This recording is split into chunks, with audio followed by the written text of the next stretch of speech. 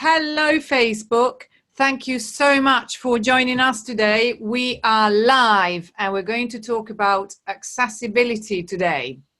So I'm here, I'm Pete Chaneri from Design for Geeks. And today I am joined by the wonderful Colleen Gratzer, who is, I'm going to introduce Colleen now, and then I'm going to give let her speak and introduce herself to us. Mm-hmm. And I now, but before I do that, I'm going to have to make sure that people actually see us instead of seeing. So here's the title, Live Talks, episode 6, Colleen Gratzer, the basics of accessibility. And I'm really looking forward to this because accessibility is really super, super important. And I don't think that enough of us actually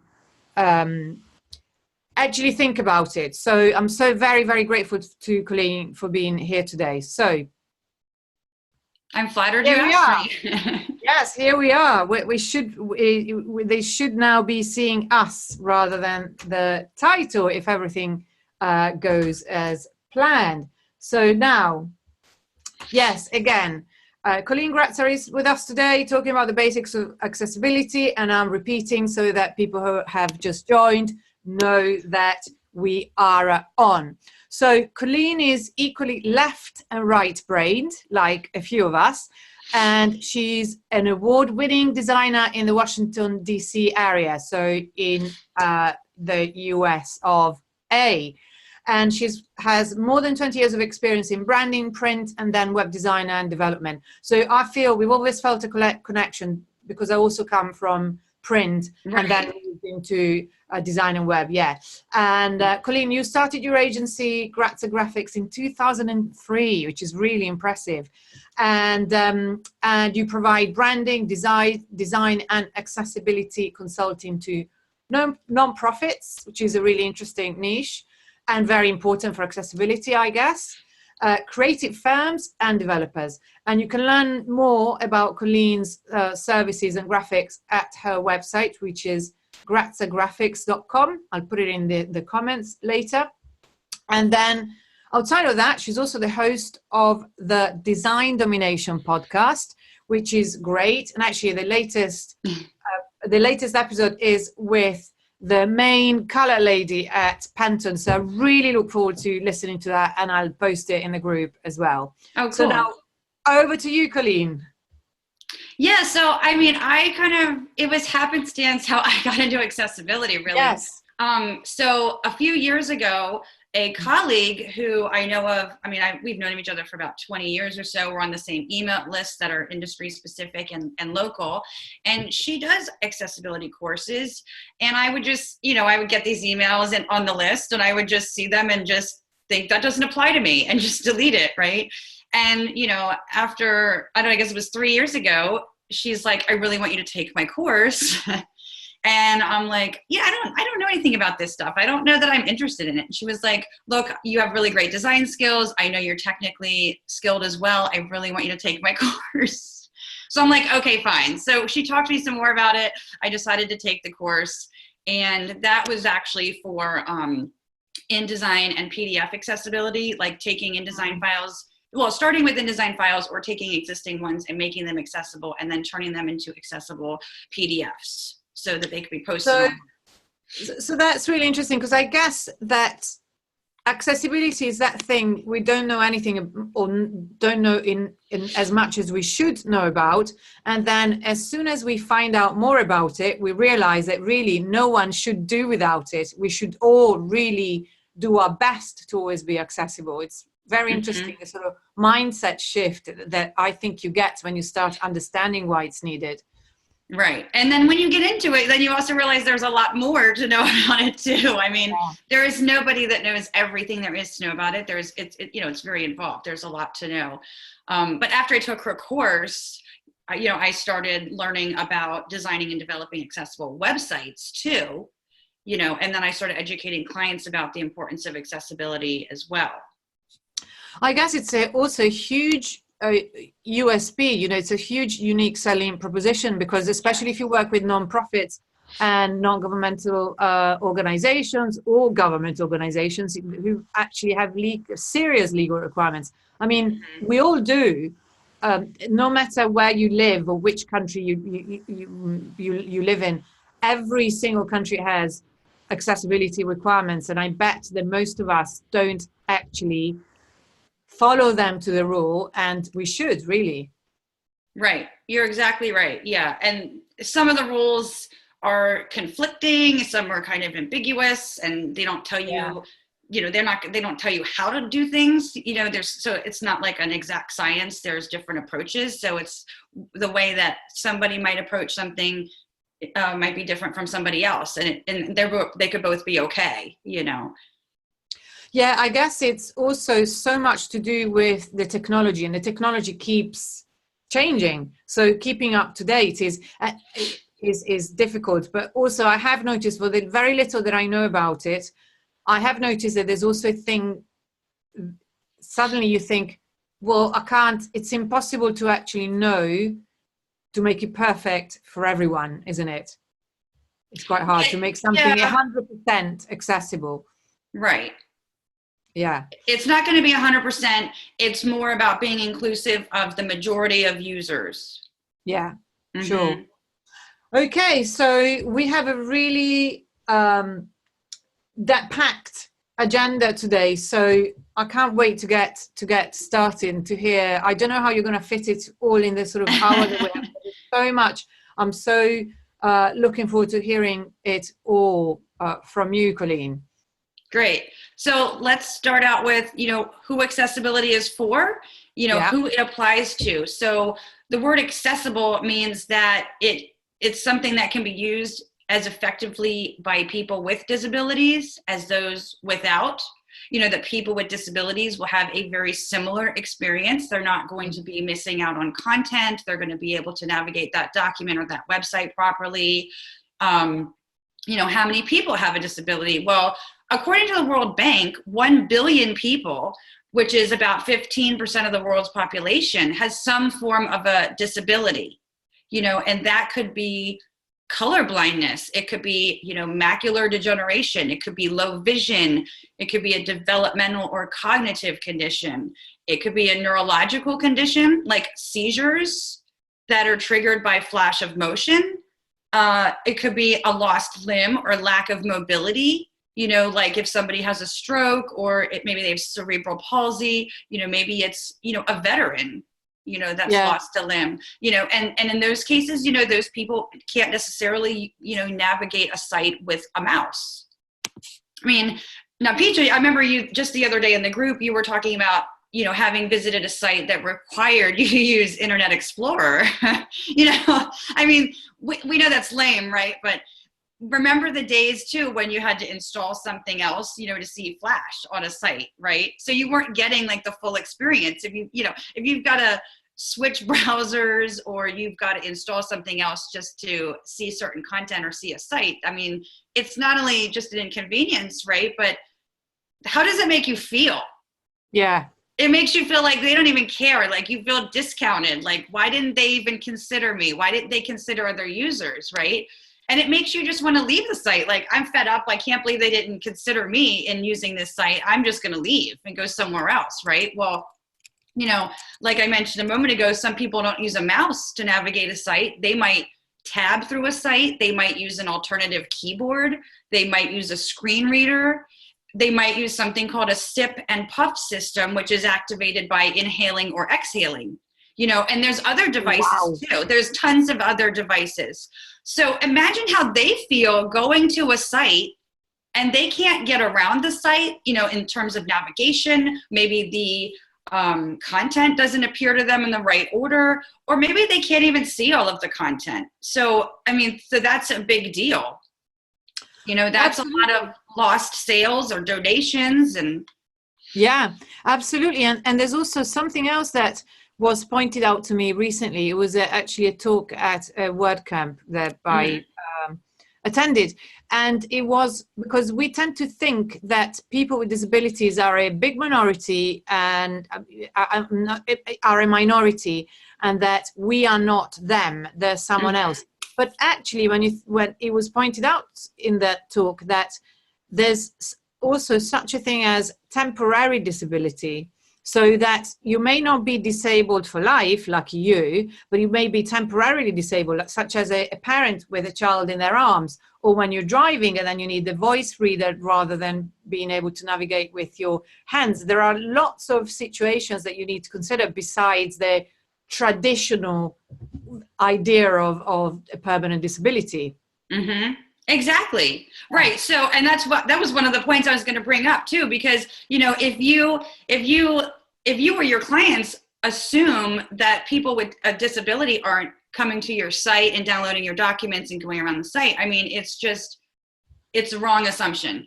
So unless someone's going to complain, you're not going to know. But most of us, like, if we don't have a disability, you know, we're not going to think about it as much as if, like, maybe someone in our family did, or if we did. You know, we could get into a car accident and break our right arm, and then we're not using a mouse. So we have to find another way to navigate that site. So yeah, I mean, it could be a temporary disability, it could be a permanent disability. But yeah, if for nothing else, you could consider disability for selfish reasons, because someday you might be, you know, it might apply to you.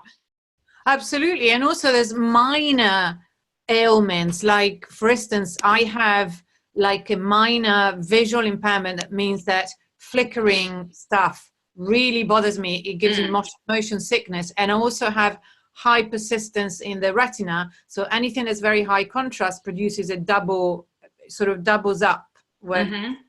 So it's minor. I'm not, you know, I survived. Really, really minor. But at the same time, when I open a website that has a video in their banner, I have to go. I can't take it. So there's a lot. Ever since I started thinking about these things, being a little bit more considerate of everything, my designs have become much more subdued and sort of thinking about much more functional, I guess, which is a good thing. I mean, it's one of the ways that the web is different from other ways of expressing yourself, I guess. Right, and that point about your issue with the vision, I mean, any kind of flashing, whether it's like an animated GIF or if it's a slider, if it moves, you know, faster than, I think it's 3 times per second, you know, that can trigger photoepileptic seizures or problems. People might have problems with vestibular disorder. So yeah, there's all kinds of different things. I think most people think, oh, disability means like somebody's missing a limb or they're blind, and like they leave it at that. And there's so many other things, you know, that are involved. Yeah, absolutely. So, but is there a list of types of disability and kind of statistics on disabilities as well that can help as a guideline? I might actually have a few of those that I could tell you. Right. Let me just check right here, because I've written a few articles about it, and I did look up the stats. So, so in the United States, according to the Department of Health and Human Services, 6.4 million people have a visual disability. Wow. 10.5 million have a hearing disability, 20.9 million people have an ambulatory disability, and then 14.8 million have a cognitive disability.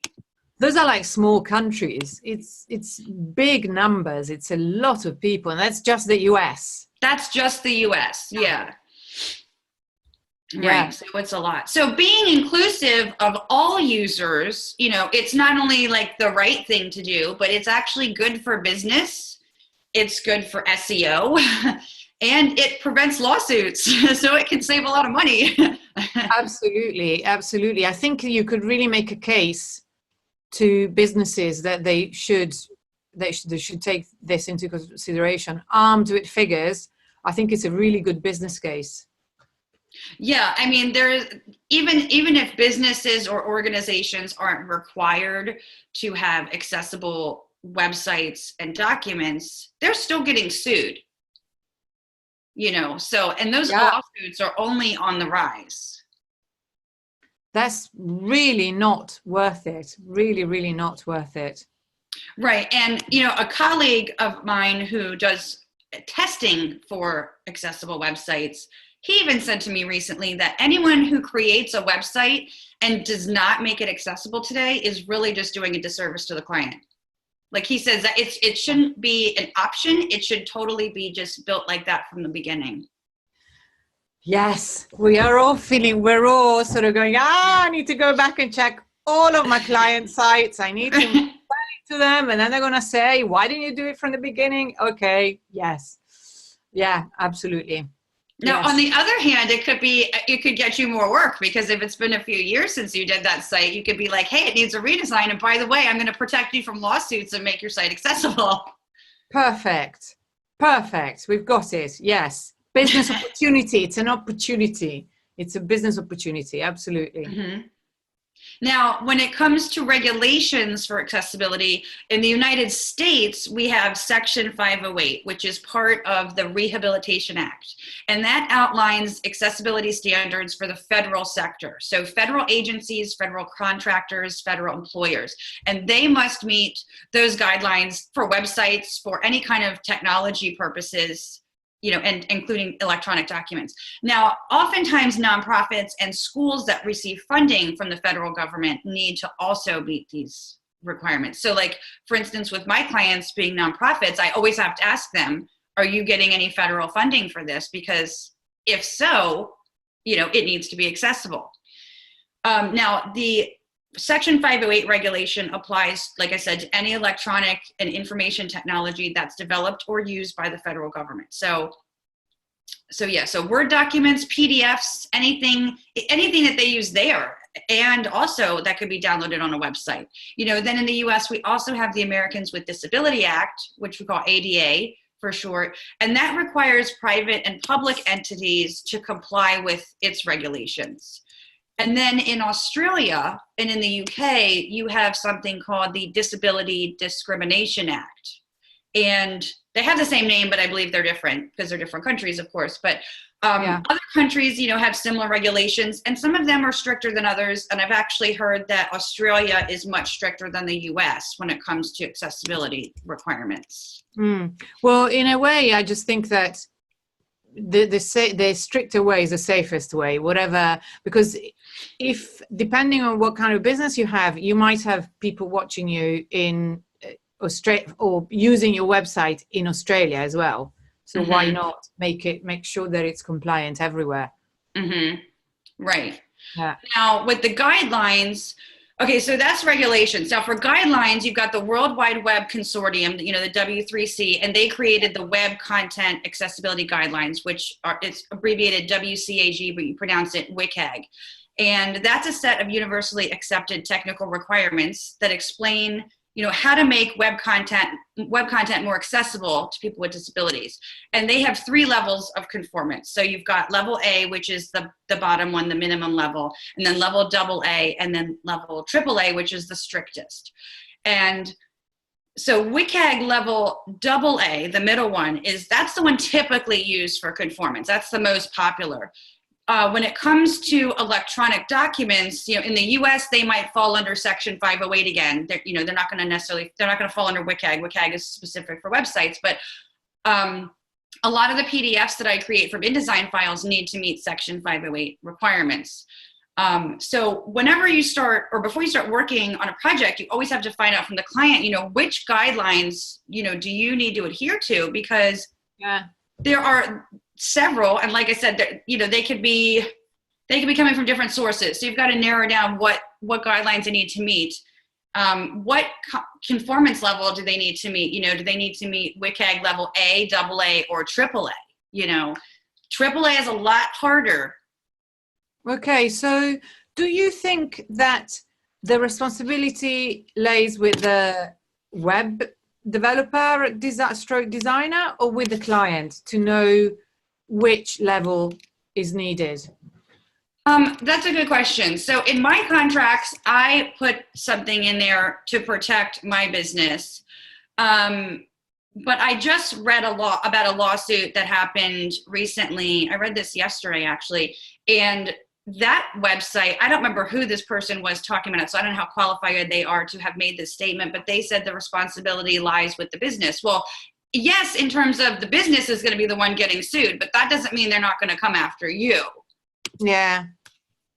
Yes, that's true. I mean, it would be very interesting to know what you put in your contract to as a safeguard, because I think we'll all be thinking about that. Mm-hmm. Right. I'll get into some of that too, because if we have time, because there are certain things that you can put in there. So when it comes to, like I said, when it comes to the lawsuits against businesses and organizations, that aren't compliant, even if accessibility isn't required, people are like, these businesses and organizations are still getting sued. And, again, accessibility, it's not an exact science. There are many regulations that contradict one another. And so you sometimes have to interpret the guidelines and weigh your approach to accessibility, but also good user experience. Because then to make it more difficult, then you've got these accessibility guidelines that you can meet, and then you have a bad usability experience, Yeah, there you go. Some things, it's like, okay, well, this is legally accessible, but it's really not a great user experience, for somebody who, might be blind, Yeah. Yeah. Do you need to plug in your laptop? You were saying, please go ahead and do it. We don't want you to suddenly disappear. Yeah, just do it.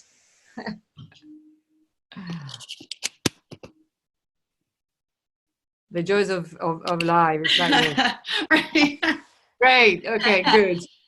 Okay, so now once you have that information from the client about what guidelines they need to meet, then some things that you want to consider, like I said, for designing for accessibility and a good user experience are, your choice of colors, the color scheme, for the site, color contrast, and color contrast not only between the colors that you're using together, but color in relation to the background. So heading text color and body text color versus the background color.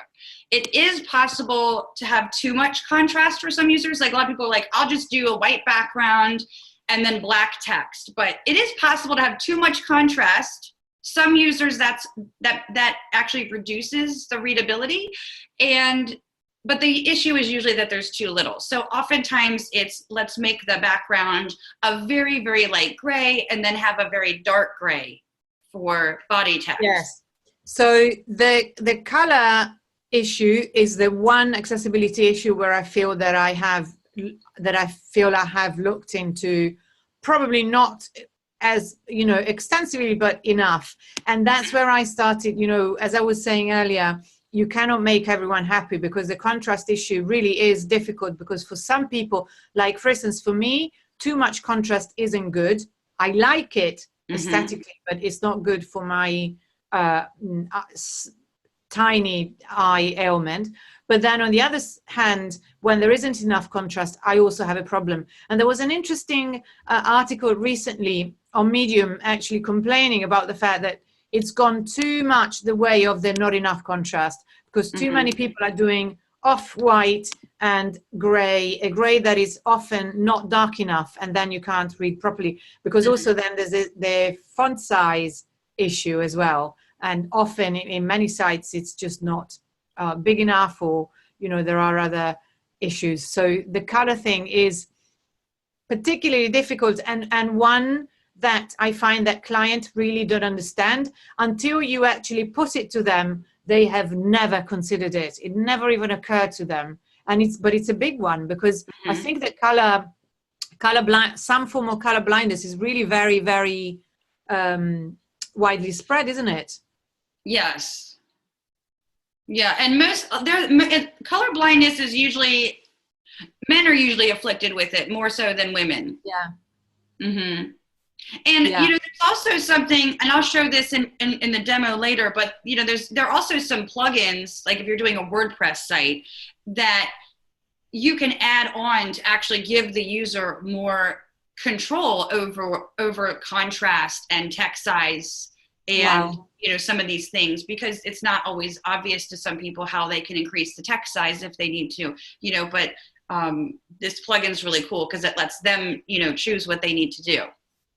Yes, I mean, I think that there's also CSS, advanced CSS techniques that allow you to get the users to increase the screen size. But these technology advancements are fantastic, because when I lived in London, which was until like 3 years ago, my downstairs neighbor had a serious eye vision problem. He had tunnel vision, so he was legally blind. I mean, he could see you, but he was legally blind. I would read all his mail and things like that.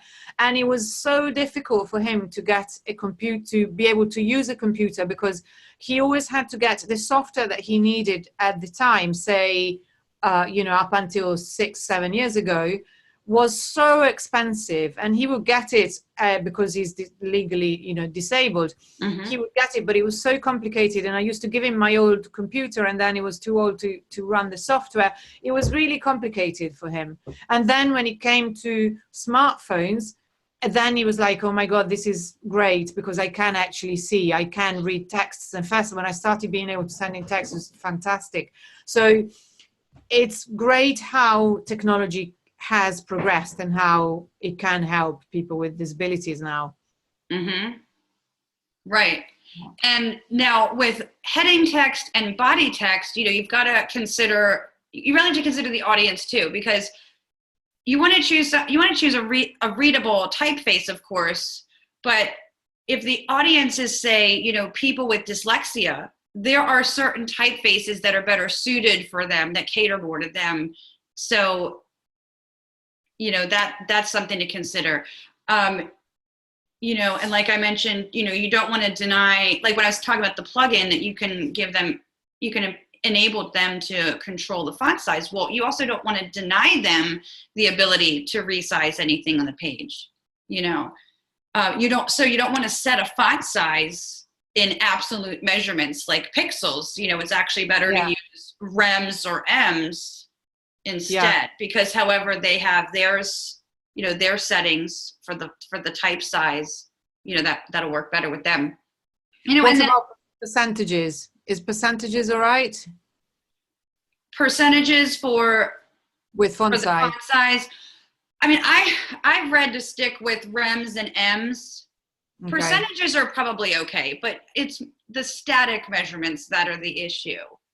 And then when it comes to laying out the text, you don't want to fully justify any text.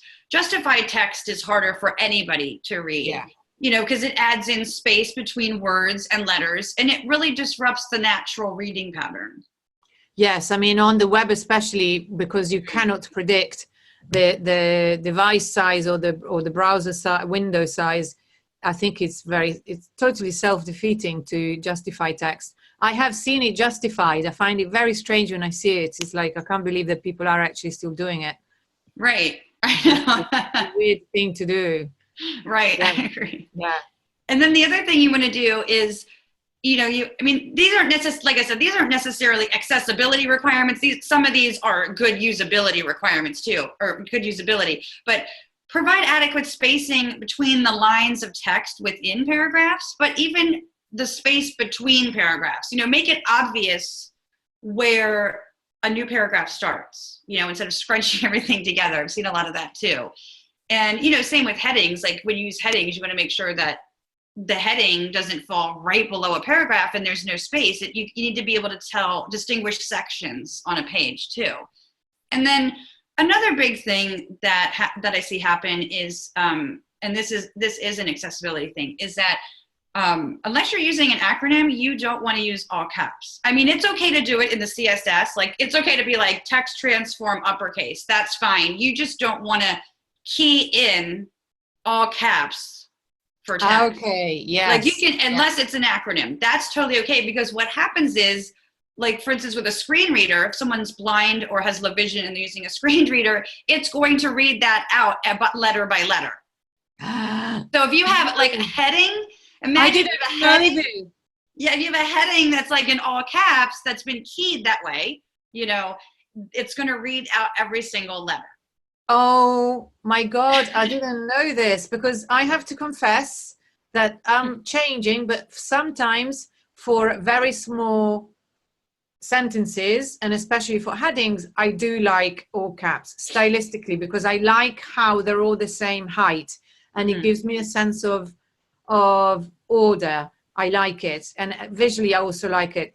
I never key in all caps, but I do know that there are actually legibility problems if with long sentences. You should never use caps, because also it does mean that you're shouting.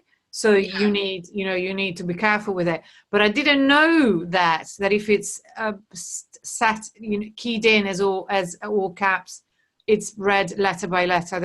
I didn't know at all. Yeah, but again, if you're going to use like, short snippets of all caps text, and it's not supposed to be an acronym, it is okay to use the text transform uppercase in CSS. You just don't want to go with, like, if you can go into the code on the page and you see all caps, that's the problem.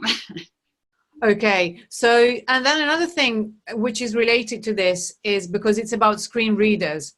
So screen readers are a fascinating world, because most of us don't have the need to use them because we're lucky, those of us who can see.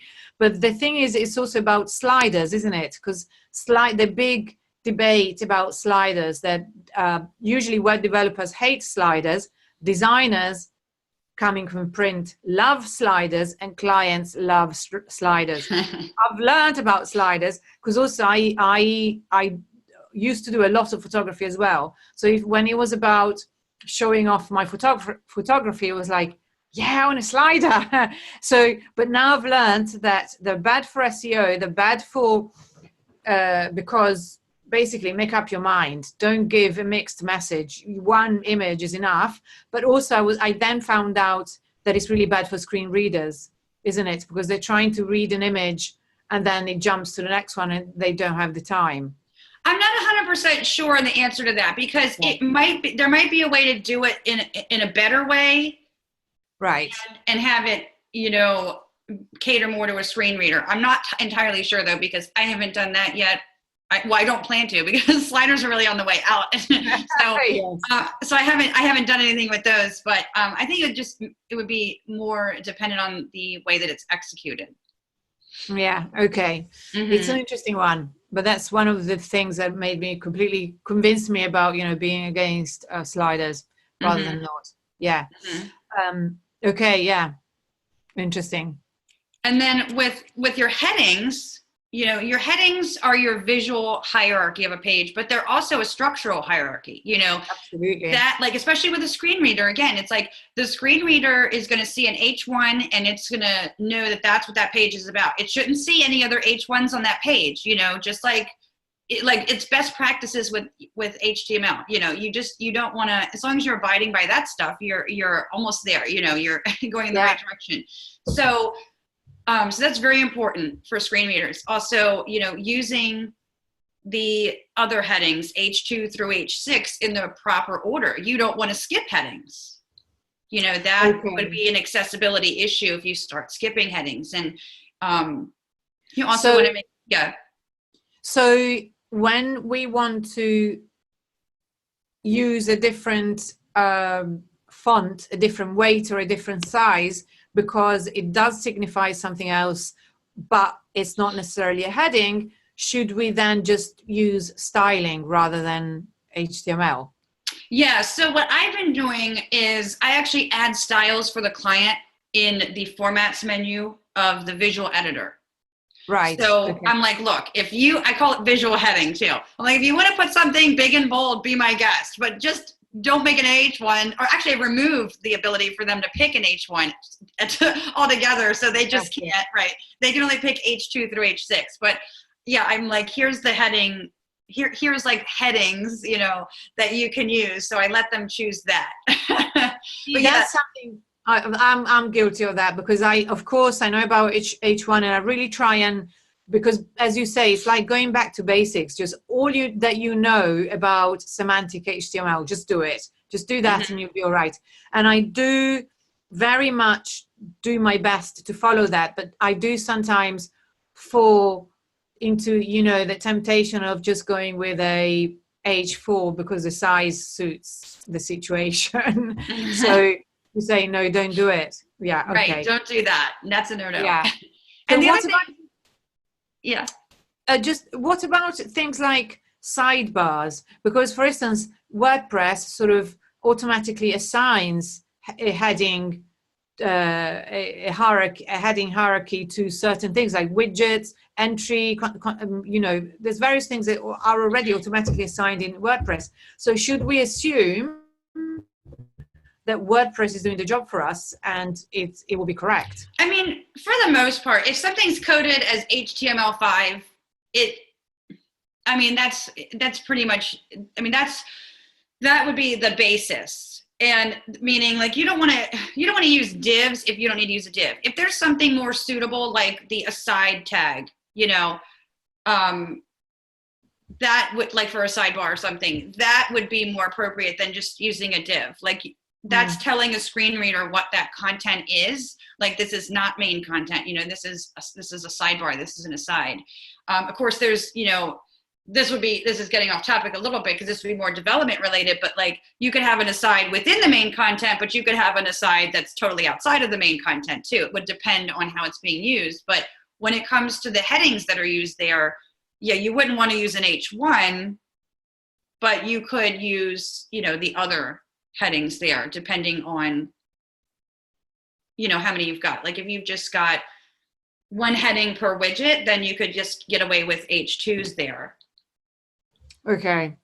I guess that's also if you use a reputable theme by a renowned developer, then you kind of know that they've done it correctly. So that's what I do. I only ever use like 2 themes, and I trust developers, so I know that it's done correctly.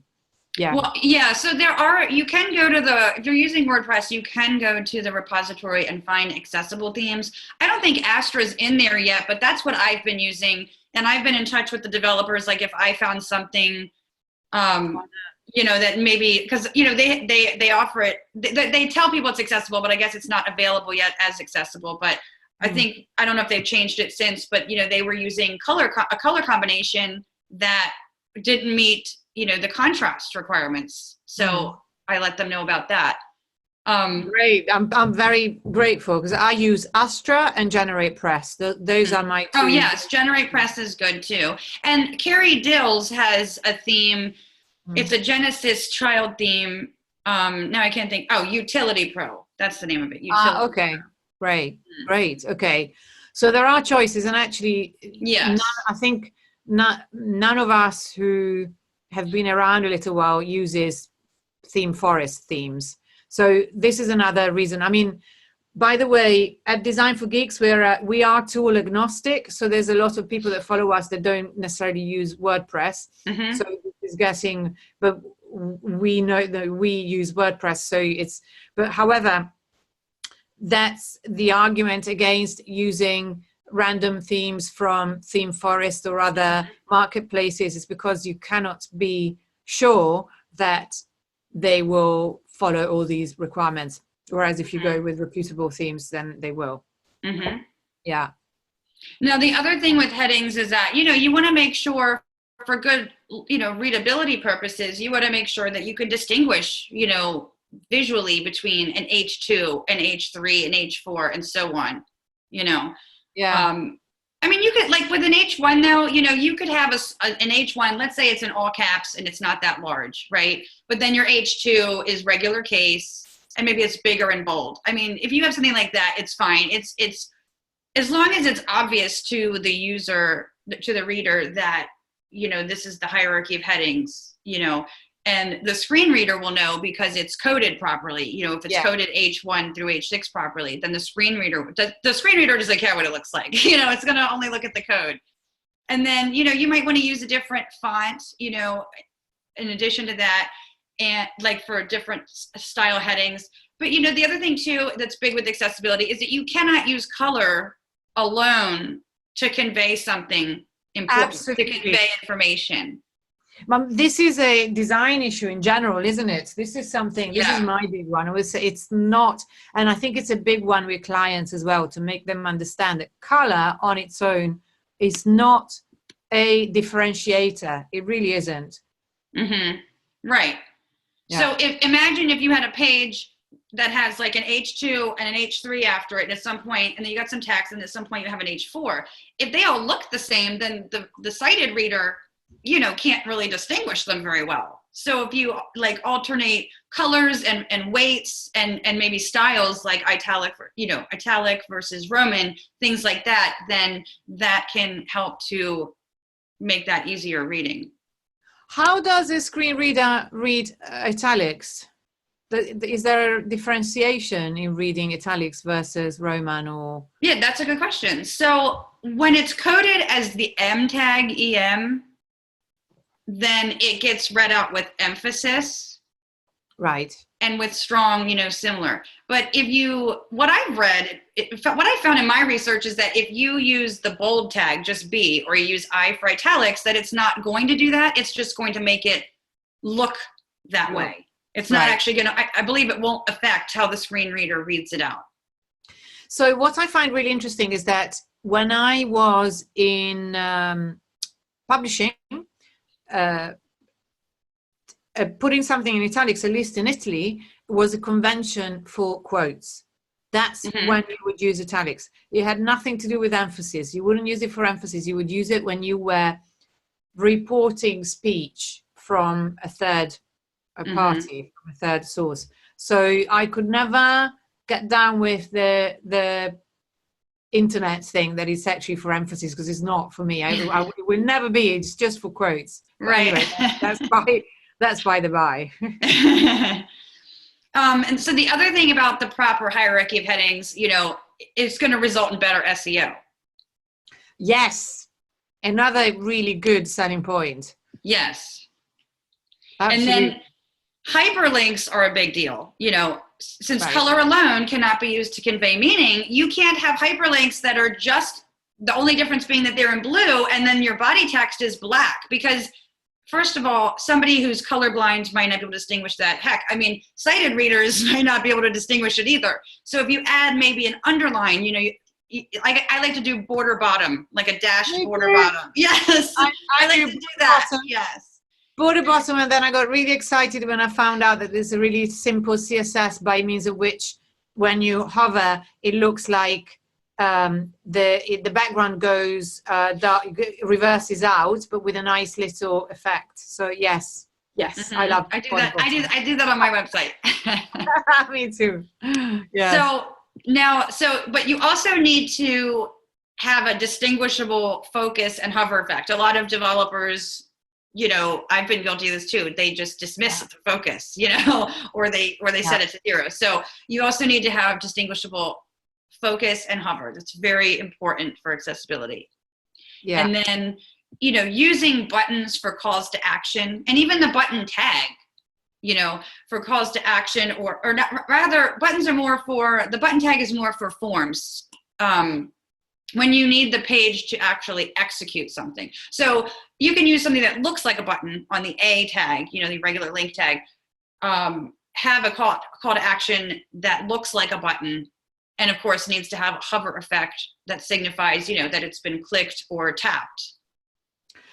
Okay, so sorry, are you saying that when we have a call to action, we should use a button or not? A visual button.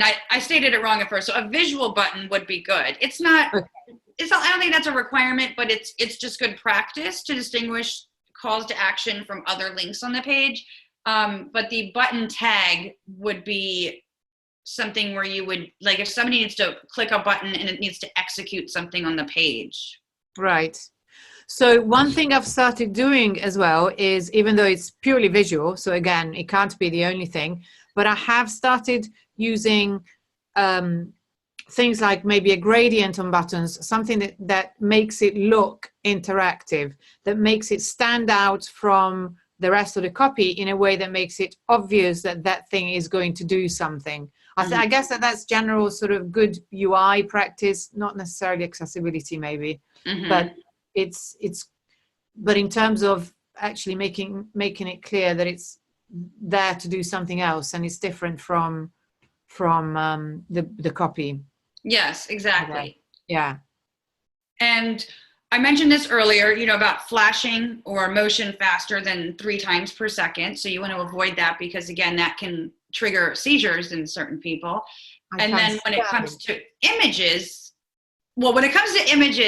everybody wants to add alt tags to everything. They want to have the title tag filled out and they want to have the alt tag filled out. And those are no-nos because, or the alt tags filled out rather. So you've got decorative images and then you have images that have meaning. You know, images with meaning would be like infographics. They would be logos. They could be photos and ads, you know, images of ads. Those would all be, you know, meaningful images, decorative images. You know, you would not want to have, you would want to have empty alt text. You wouldn't want to have any, because you don't want that to get read out by a screen reader. Okay. Screen readers are going to read out the alt text. And in my research, I have found that adding a title tag can actually be more of a nuisance. Really? Adding that to images. So with SEO, we are told that we need to have a meaningful title and meaningful. Oh, okay. So not the file name. Oh, right. Okay. But the title equals and then in quotes. That's what I'm. Okay, fine. Okay. Mm-hmm. Yes. Yes. Okay. Oh, okay. That makes it clearer. Yeah. And what do you think of video in background images? Because it's now a bit of a trend that you have a hero banner with a video in it. I cannot stand it. It literally makes me sick. Oh, me too. Yeah. And that's something that clients ask for because it looks cool and it looks, you know, cutting edge, and maybe they've spent money on the video, so they want it there. But I think, can I tell them that it's an accessibility no-no? Is that against accessibility rules? I hope so. You know, I haven't done any video, but it very well could be. But I can't say, I'm not 100% certain on that. But okay. It might very well be your way out of not having to do it. If it bothers me, someone who is blessed with really very little that doesn't work, if it bothers me, it's bound to bother someone else. Why risk losing someone that you might help, that might need your service, just for vanity, really? Because that's all it is. It's just vanity. Right. I mean, yeah, because they would either leave the site or they'd have to scroll down to get out of it, unless it's, you know, set to be the full height or something, you know. But yeah, I find it annoying too. So I would probably stay away from that. So. Okay, right. So do you ever, just for fun, go and check out the awards websites, like the www, or do you go to those sites? Because sometimes, I mean, we haven't done it for a while, but in the Design for Geeks group, there was a tradition of going there on occasionally and looking at the websites that win the awards. And also there's a site of the week email that one of our beloved and forever missed Vaughan Simmons used to post every Friday. He'd get this site of the week email, and it was invariably an incredibly creative site that was an accessibility and usability nightmare. And I do it occasionally. I go just for fun, see what people are doing. And then I decided to not do it in the group because it feels cruel. I don't think that it's right or fair to tease the work of other people who probably took, I mean, huge technical prowess and a lot of imagination often, and yet complete and utter usability and accessibility nightmares. And usually when you look at who did those websites, it's always creative agencies, probably coming from print, who get very excited because the web gives you so much more scope for call action than print, because things move, and so they just go overboard. The funny thing is that they get awards for it, which I suppose you are awarding the creativity, but in terms of accessibility, really, it's just not the case. And I've come to actually like brutalist design. You're aware of the design trend. I mean, brutalist design as a web design trend, to me, it's going back to basics. It's just going back to kind of almost HTML, almost kind of 1992 websites with nothing, with nothing blinking. But a lot of people are now considering that this. A lot of people are now considering brutalist design as GeoCities websites, you know, with unbelievably garish colors and Comic Sans and everything blinking, things like that. There's actually, sorry, I'm going a little bit off track, but it's just fun. There's at the moment, there's a the Marvel website has, is it Captain Marvel? Is it? I think it is. Captain Marvel website, which I will show to you. Is it? Sorry, I just can't remember. Yeah, that you had that in your group recently. Yeah, did you see that? So it would be interesting. Yeah, Captain Marvel. I'd love to know whether that's in any way accessible. I don't think it is. It doesn't look accessible to me. But anyway.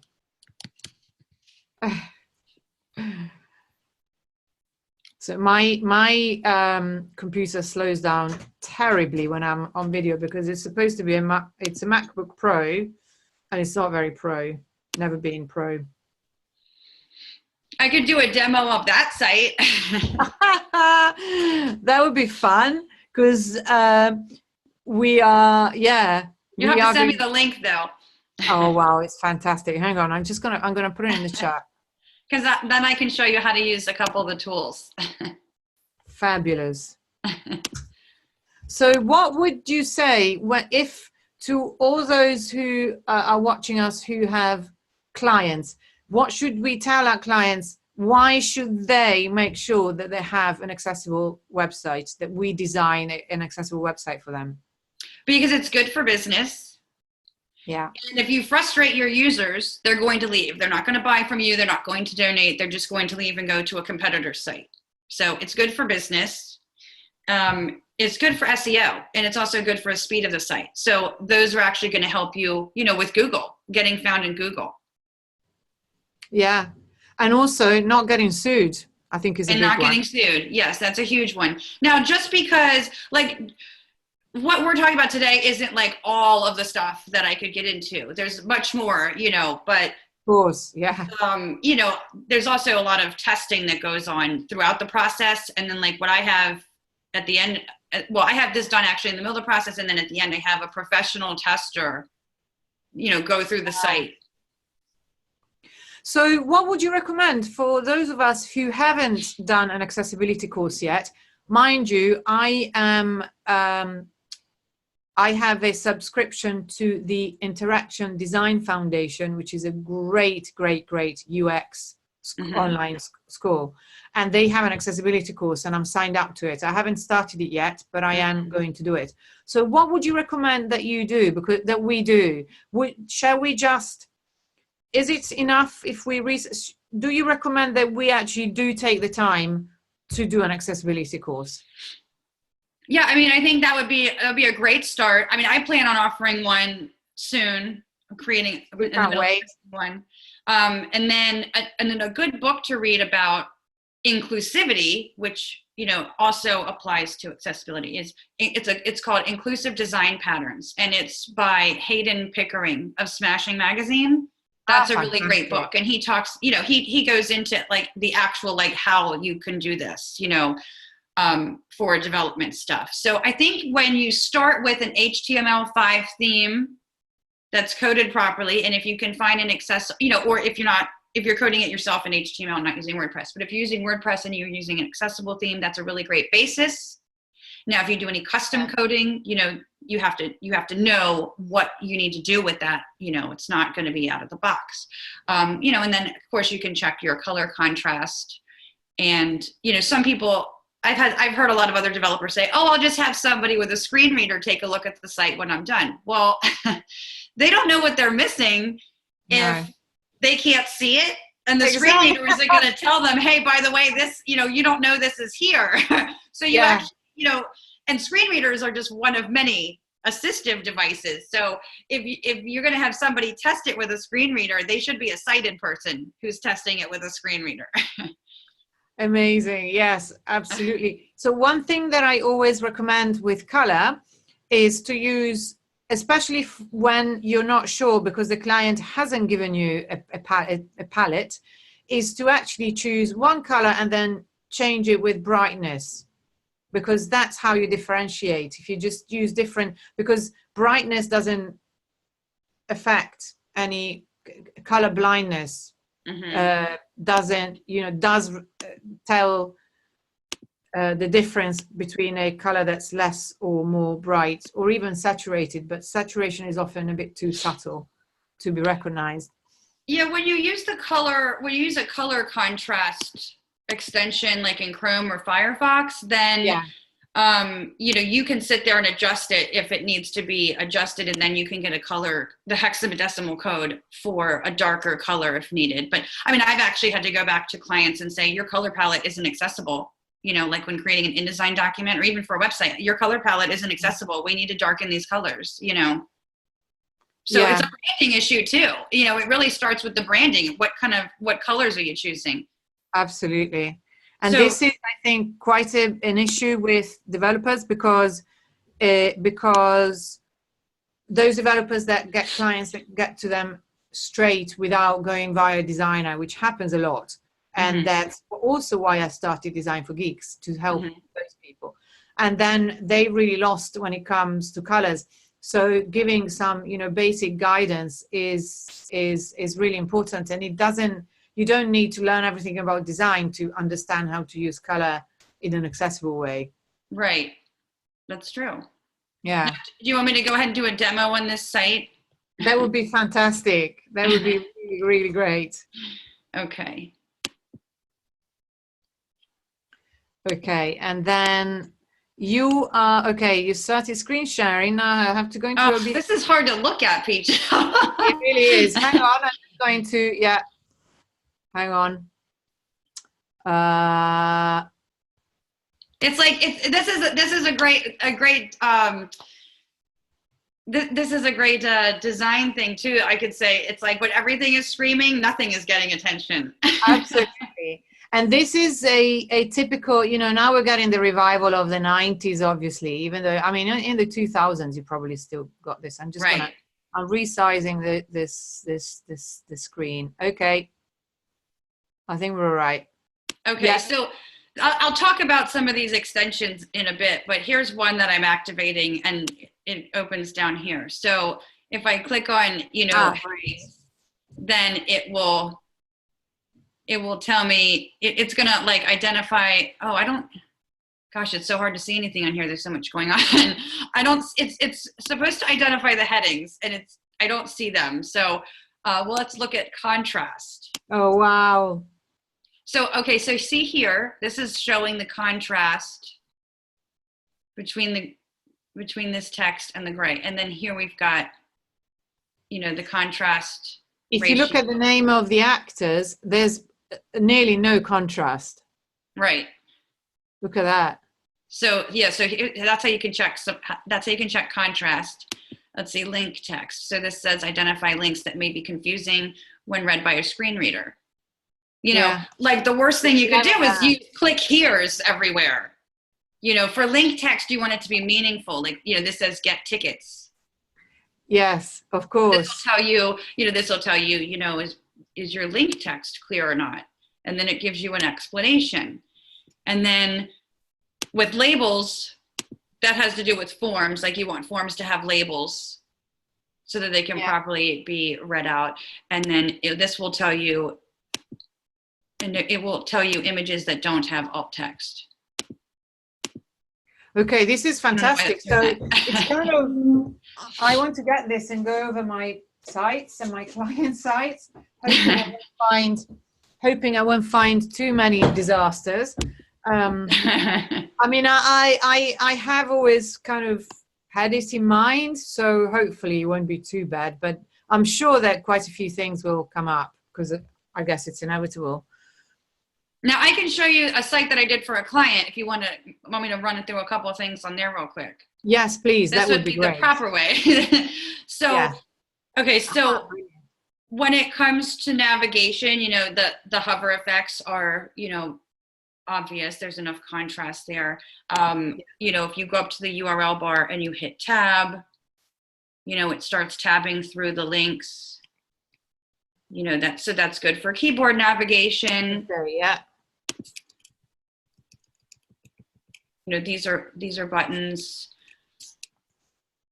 Yeah. And with color contrast. Which I use for color contrast. I use various tools actually. There's so many. Mm-hmm. So there's a clear structure there. Of course, you never know what the client is going to do after they take hold of it. So that's the other reason you want to protect yourself in a contract, because, you know, if you end up with them changing something, then, you know, like clearly they've done something here where. Yeah, because there's no suddenly insufficient color contrast. Right. To be completely objective about. Right. And then here's that contrast and font resizing plugin. Yeah, I'm just going to move. Okay, so it's now in the full screen. Yeah. So I put this on here so that the user can, you know, come in here and easily change these things. Wonderful. I mean, there are other plugins. There's lots of these plugins, so, you know, they can change all kinds of things. Oh, wow. Okay, I love this. Obviously, it's, yeah.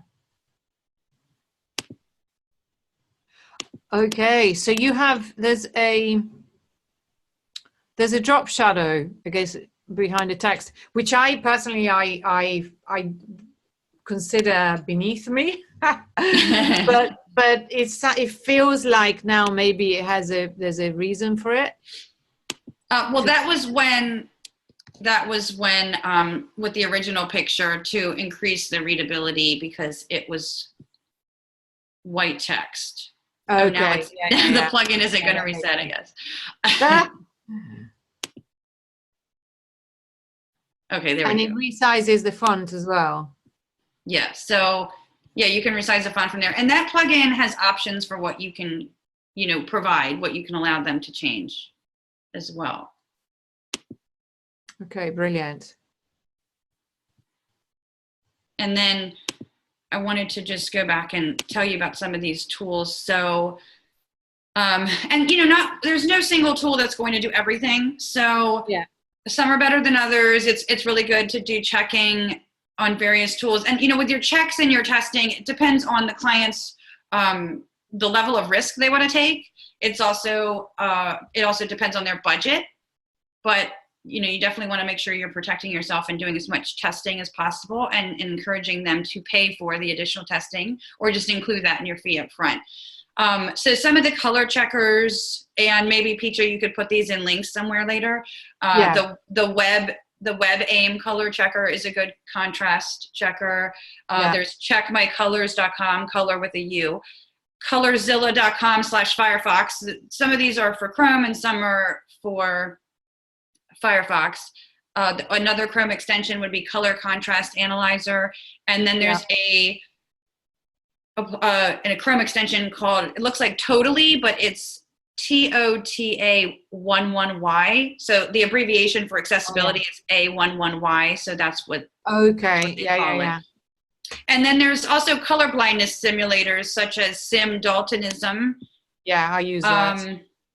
And then the Wave tool is really good too. That's wave.webaim.org. And then when it comes to PDFs that might be on the site, because if the website needs to be accessible, so do the documents on it that are available for download. Cool. So Acrobat has a built-in accessibility checker that can test PDF files.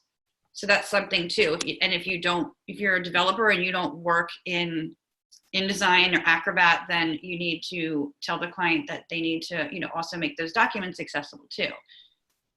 So, yeah. So I mean, that covers. I mean, I could talk for a few more hours. So that covers like the course. Yeah. Absolutely. No, this was fascinating and really, really interesting. And I think that it's going to make a lot of us just realize that we need to do it. It needs to be part of the menu that you offer clients, because I always say, okay, so this is a website build, then you need to consider SEO, then the copywriting and SEO, obviously, and accessibility has to find its way in there. Because I started a while ago just saying, I'm not interested in doing websites if you don't want to do SEO, because I don't want to do brochure sites. I want to do sites that are alive, that grow. And now I have to also say, and this is accessibility, and the accessibility testing, the accessibility compliance, all these need to be requirements that go within the website menu and build a case for that. Right. The last thing you want to do is give a client a site and then they end up getting, they have a claim against them for something, and then that's going to look bad on you. Yeah. Why didn't you mention this? That's what they're going to say, and they're going to be mad. Yeah. Obviously, I would do the same. Be like, if you hire an architect to do up your house, and then they don't do basic stuff that's legal requirement, you would blame them. I expect them to have done the electricity wiring up to scratch, as lawfully, legally compliant, and I would blame them. Yes, absolutely. Right. So guys, listen, everyone, we need to do it. And it's not that difficult after all, is it? I mean, again, first of all, it is common sense. Just go with HTML5 and you've done already a lot. And then with the styling, make sure that the colors are defined correctly, and that also your font choices are sensible. It's just about being sensible, really, and not going overboard with the creativity and the animations. The animations in general, I think there's also an argument. There was a really good article on Medium that a Spanish colleague sent me, and it's in Spanish, so I didn't publish it in the group, but it's really good. It's about when animations make sense in the UI, when it actually is helpful. But then it's helpful, it has a function, and for that reason it's fine. It's when animation is largely pointless that you really should avoid it, because it's bound to give someone problems. Maybe not everyone, but a few people will have problems with it.